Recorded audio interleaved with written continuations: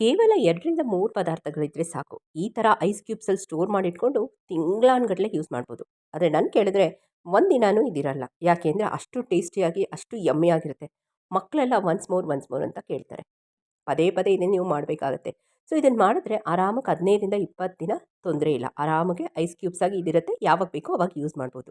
ಕೇವಲ 2ರಿಂದ 3 ಪದಾರ್ಥಗಳಲ್ಲಿ ಮಾಡಿರೋದು. ಅದು ಆಲೂಗೆಡ್ಡೆ ಹಾಕಿ ಮಾಡಿದ್ರಿಂದ ನೀವು ನಂಬಲ್ವಾ? ಬನ್ನಿ ಇವತ್ತಿನ ವಿಡಿಯೋಲಿ ತೋರಿಸ್ತೀನಿ ಯಾವ ರೀತಿ ಈ ಸ್ನ್ಯಾಕ್ಸ್ನ ಮಾಡೋದು ಅಂತ. Welcome to Hema Nagaraj blogs. ನಾನು ಹೇಮಾ. ಇವತ್ತು ಯಮ್ಮಿ ಆಗಿರೋ ಸ್ನ್ಯಾಕ್ಸ್ನ ನೋಡೋಕ್ಕೆ ಮುಂಚೆ ಹೊಸಬ್ರಿಗೆ ಯಾರಾದರೂ ಫಸ್ಟ್ ಟೈಮ್ ನನ್ನ ಚಾನಲ್ನ ನಾವು ಮಾಡಿರೋ ಕೋಟಿಂಗ್ ನೋಡಿ ಒಂಚೂರು ಕಿತ್ತೋಗಿಲ್ಲ, ಎಷ್ಟು ಗರ್ಗರಿಯಾಗಿದೆ ಅಂತ ಕೇಳಿಸ್ಕೊಂಡ್ರೆಲ್ಲ ಎಷ್ಟು ಕ್ರಿಸ್ಪಿಯಾಗಿದೆ ನೋಡಿ. ಕೋಟಿಂಗ್ ಒಂಚೂರು ಕಿತ್ತೋಗಿಲ್ಲ, ಒಡೆದೋಗಿಲ್ಲ. ಸೊ ಇನ್ಸ್ಟೆಂಟಾಗಿ ಯಮ್ಮಿ ಆಗಿರೋ ಟೇಸ್ಟಿಯಾಗಿರೋ ಸ್ನ್ಯಾಕ್ಸ್ನ ಕೇವಲ 2ರಿಂದ 3 ಪದಾರ್ಥಗಳಲ್ಲಿ ಮಾಡೋದು. ನಿಮಗೆ ಹೊರಗಡೆ ಇದನ್ನೇ ತಿನ್ನಬೇಕಾದ್ರೆ ಮ್ಯಾಕ್ಡೊನಾಲ್ಡಲ್ಲಿ ಮತ್ತು ಹೊರಗಡೆ ನೀವು ಫಿಲಿಮ್ಸ್ಗೆಲ್ಲ ಹೋದಾಗ ಕೊಡ್ತಾರೆ ನೋಡಿ, ಇದನ್ನು 300ರಿಂದ 500 ರೂಪಾಯಿವರೆಗೂ ಚಾರ್ಜ್ ಮಾಡ್ತಾರೆ. 2 ಆಲೂಗೆಡ್ಡೆ ಇದೆ ಸಾಕು, ಫಟಾಫಟ್ ಅಂತ ಅರ್ಧ ಗಂಟೆಲಿ ಯಮ್ಮಿ ಆಗಿರೋ ಸ್ನ್ಯಾಕ್ಸ್ನ 1 ತಿಂಗಳವರೆಗೂ ಇಟ್ಕೊಂಡು ತಿನ್ಬೋದು. ಬನ್ನಿ ಇದು ಯಾವ ರೀತಿ ಮಾಡೋದು ಅಂತ ಹೇಳ್ತೀನಿ. ಫಟಾಫಟ್ ಅಂತ ಆಗ ಇನ್ಸ್ಟೆಂಟ್ ಸ್ನ್ಯಾಕ್ಸು. ಎಷ್ಟು ಬೇಕಷ್ಟು ಆಲೂಗೆಡ್ಡೆ ತೊಗೊಳ್ಬೋದು. ನಾನಿಲ್ಲಿ ಇಬ್ಬರಿಗೆ ಮಾಡ್ತಾ ಇರೋದು. ಇದನ್ನು ಸಣ್ಣ ತುರಿ ಬರುತ್ತಲ್ಲ, ತುರಿಯ ಮಣೆಯಲ್ಲಿ ಚೆನ್ನಾಗಿ ತುರ್ಕೊಂಬಿಟ್ಟು ಇದಕ್ಕೆ ಒಂದು ಅರ್ಧ ಈರುಳ್ಳಿ ಹಾಕ್ಕೊಂಡಿದ್ದೀನಿ. ಅಂದರೆ 2 ಆಲೂಗೆಡ್ಡೆಗೆ ಅರ್ಧ ಈರುಳ್ಳಿ. ಅಂದರೆ ಸುಮಾರು ಅದೊಂದು 250 ಗ್ರಾಮ್ ಇರ್ಬೋದು ಆಲೂಗೆಡ್ಡೆ. ಅದಕ್ಕೆ ಒಂದು 100 ಗ್ರಾಮಷ್ಟು ಈರುಳ್ಳಿ ಆಪ್ಷನಲ್, ಬೇಕಿದ್ದರೆ ಹಾಕ್ಕೊಳ್ಳಿ, ಇಲ್ಲಾಂದರೆ ಪರವಾಗಿಲ್ಲ. ಇಲ್ಲಿ ನಮ್ಮ ಮೇನ್ ಇಂಟೆನ್ಷನ್ ಏನಂದರೆ ಆ ಆಲೂಗೆಡ್ಡೆಲಿರೋ ಸ್ಟಾರ್ಚು ಕಂಪ್ಲೀಟಾಗಿ ಡ್ರೈ ಆಗಬೇಕು. ಇಲ್ಲಿರೋದು 2 ವಿಷಯ ಈ ಸ್ನ್ಯಾಕ್ ಮಾಡಬೇಕಾದ್ರೆ. ಒಂದು ತೊಟ್ಟು ನೀರಿರಬಾರ್ದು. ಯಾಕಂದರೆ ನಾವು 15-20 ದಿನ 1 ತಿಂಗಳವರೆಗೂ ಇದನ್ನು ಸ್ಟೋರ್ ಮಾಡ್ತಾಯಿದ್ದೀವಿ ಐಸ್ ಕ್ಯೂಬ್ಸು ಬಾಕ್ಸಲ್ಲಿ. 2ನೇದು ಇದರದ ಹದ. 3ನೇದು ಇದು ಫ್ರೈಯಿಂಗ್ ಮೆಥಡ್. ನಾನು ಹೇಳ್ತಿರ್ತೀನಿ ನಿಮ್ಗೆ ಯಾವ ರೀತಿ ಅಂತ. ನೋಡಿ, ಒಂದು ಚೂರು ಸ್ಟಾರ್ಚ್ ಇರಬಾರ್ದು. ನೀವು ಪನ್ನೀರೆಲ್ಲ ಮನೇಲಿ ಮಾಡಿದರೆ ನಿಮ್ಗೆ ಗೊತ್ತಿರ್ಬೋದು ಅಲ್ವಾ? ಸೇಮ್ ಮೆಥಡ್ ಫಾಲೋ ಮಾಡಬೇಕು. ಒಂದು ತೊಟ್ಟಷ್ಟು ನೀರಿರಬಾರ್ದು. ಇದು ಪೊಟೇಟೊ ಸ್ಟಾರ್ಚು. ಇದೇ ಡೇಂಜರಸ್ಸು. ಇದಿದ್ದಷ್ಟು ನಮ್ಮ ಸ್ನ್ಯಾಕ್ ನಮಗೆ ಪರ್ಫೆಕ್ಟಾಗಿ ಬರಲ್ಲ. ಒಂದು 5ರಿಂದ 10 ನಿಮಿಷ ನೋಡಿ, ಚೆನ್ನಾಗಿ ನೀವು ಡ್ರೈ ಮಾಡಿದ್ರೆ ಎಷ್ಟು ಉದುರುದ್ರಾಗಿದೆ ಅಂತ. ಬನ್ನಿ ಇದಕ್ಕೆ ಸ್ಪೈಸಸ್ ಹಾಕ್ತಾಯಿದ್ದೀನಿ. ರುಚಿಗೆ ತಕ್ಕಷ್ಟು ಉಪ್ಪು ಹಾಕ್ಕೊಳ್ತಾ ಇದ್ದೀನಿ.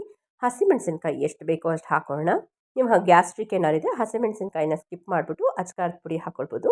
ಸ್ವಲ್ಪ ಜೀರಿಗೆ ಹಾಕ್ಕೊಳ್ತಾ ಇದ್ದೀನಿ. ಜೀರಿಗೆ ಡೈಜೆಷನ್ಗೆ ತುಂಬ ಒಳ್ಳೆಯದು. ಸ್ವಲ್ಪ ಧನಿಯಾ ಪುಡಿ, ಸ್ವಲ್ಪ ಅಚ್ಕಾರದ ಪುಡಿನೂ ಹಾಕ್ಕೊಂಡ್ರೆ ಇನ್ನೂ ಒಳ್ಳೆಯದು, ಹಸಿಮೆಣಸಿನ್ಕಾಯಿ ಬೇಡ ಅನ್ನೋರಿಗೆ.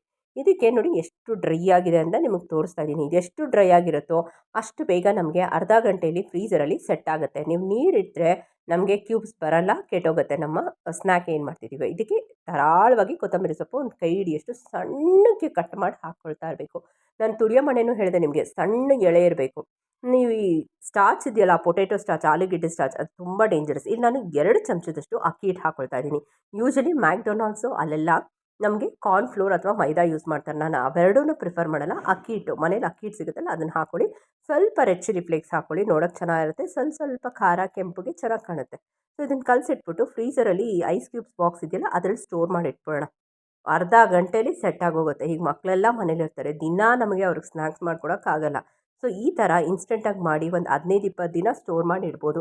ನನ್ನ ಪ್ರಕಾರ ನಮ್ಮ ಮನೇಲಿ ಒಂದೇ ಹೊತ್ತಿಗೆ ಖಾಲಿ ಆಗೋಯಿತು. ನನಗೆ ಆ್ಯಕ್ಚುಲಿ ಇಷ್ಟು ಮಾಡಿದ್ದೀನಿ, ನನಗೆ ಟೇಸ್ಟ್ ಮಾಡೋಕ್ಕೂ ಒಂದು ಸಿಗಲಿಲ್ಲ. ನನ್ನ ಇಬ್ಬರು ಮಕ್ಕಳು ಫುಲ್ ಖಾಲಿ ಮಾಡೋಕ್ಕಾದ್ರು, ಅಷ್ಟು ಚೆನ್ನಾಗಿದೆ ಅಂತ. ಇದಕ್ಕೆ ನೆಂಚ್ಕೊಳ್ಳೋಕ್ಕೆ ಟೊಮೆಟೊ ಸಾಸ್ ಬೇಡ.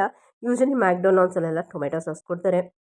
ಇದನ್ನು ಆಲೂ ಬೈಟ್ಸ್ ಅಂತ ಕರೀತಾರೆ. ಇದಕ್ಕೆ ನಾನು ಇನೋವೇಷನ್ ಇದು ಮಾಡಬೇಕಾದ್ರೆ ಯೋಚನೆ ಮಾಡಿದೆ, ಇದಕ್ಕೆ ಪನ್ನೀರ್ ತುರ್ದು ಹಾಕಿದ್ರು ಅದು ಚೆನ್ನಾಗಿರುತ್ತೆ ಟೇಸ್ಟು ಅಂತ.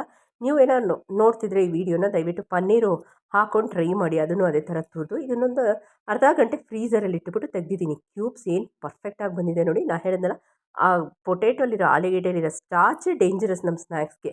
ಸೊ ಈ ಥರ ಎಲ್ಲ ತೆಗೆದು ನಾನು ಟೇಸ್ಟ್ ನೋಡೋಕ್ಕೂ ಕೊಟ್ಟಿಲ್ಲ ನಾನು ಒಂದೂ. ಸೊ ಅಷ್ಟು ಯಮ್ಮಿಯಾಗಿ ಟೇಸ್ಟಿಯಾಗಿತ್ತು ಅಂತಲೇ ಹೇಳ್ಬೋದು. ಇವತ್ತೇ ನಿಮ್ಮ ಮನೇಲೆಲ್ಲ ಟ್ರೈ ಮಾಡಿ ನೀವು ಫೀಡ್ಬ್ಯಾಕ್ ಕೊಡಿ. ನಿಮ್ಗೆ ಏನು ಅನಿಸ್ತು ಅಂತ ನಂಗೆ ಕಮೆಂಟ್ ಸೆಕ್ಷನ್ ಹಾಕಿ. ಇಲ್ಲಿರೋ ಐಟಮ್ಸು ಅಂದರೆ ಪದಾರ್ಥಗಳು ನಾನು ಯಾವ್ದು ಉಪಯೋಗಿಸಿದ್ದೀನಿ ಎಲ್ಲ ಮನೇಲಿರೋದೆ, ಹೊರಗಡೆ ಹೋಗ್ತಾ ಇರೋಂಥದ್ದು ಯಾವುದೂ ಇಲ್ಲ. ಹೊಸಬ್ರು ಯಾರಾದರೂ ಫಸ್ಟ್ ಟೈಮ್ ನನ್ನ ಚಾನಲ್ನ ವಿಸಿಟ್ ಮಾಡಿದರೆ ದಯವಿಟ್ಟು ಪ್ಲೀಸ್ ಆಲ್ ಅಂತ ಬೆಲ್ ಬಟನ್ ಒತ್ತಿ ಅಂತ ಹೇಳ್ತಾ ಇದನ್ನು ಡೀಪ್ ಫ್ರೈ ಮಾಡ್ಕೊಳ್ಳೋಣ. ಓಕೆನಾ? ಇದನ್ನು ಅವಾಗವಾಗ ಕೈ ಆಡಿಸ್ತಾ ಇರಬೇಕು. ಹೈ ಫ್ಲೇಮಲ್ಲಿ ಯಾವುದಕ್ಕೂ ಇಡಬೇಡಿ, ಯಾಕೆಂದರೆ ಸೀದೋಗುತ್ತೆ, ಒಳಗಡೆ ಬೇಯಲ್ಲ. ಒಳಗಡೆ ನಮಗೆ ಎಳೆಗಳಿದೆ ಆಲೂಗೆಡ್ಡೆದು, ಸೊ ಅದು ಬೇಯಬೇಕು.